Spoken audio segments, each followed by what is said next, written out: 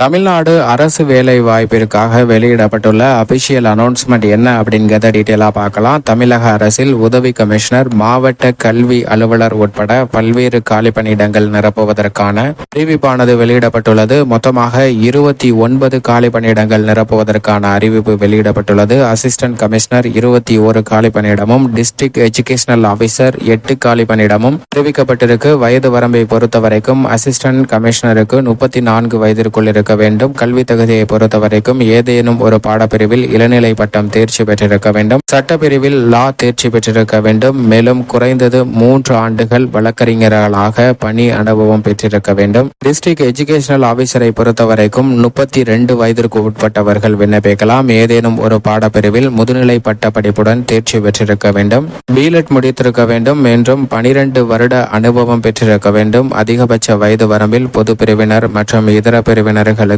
வயது வரம்பு கிடையாது என்பதையும் தெரிவிச்சிருக்கின்றனர். எழுத்து தேர்வு முறையில தகுதியான நபர்கள் தேர்வு செய்யப்பட உள்ளனர். இந்த ஜாபுக்கு விண்ணப்பிப்பதற்கு அபிஷியல் இணையதளம் tnpc.gov.in என்ற இணையதளத்தில் விண்ணப்பிக்க வேண்டும். விண்ணப்பிப்பதற்கு வரும் கடைசி நாள் 22ஆம் தேதி. தேர்வானது ஜூலை 12ஆம் தேதி நடைபெறுகிறது.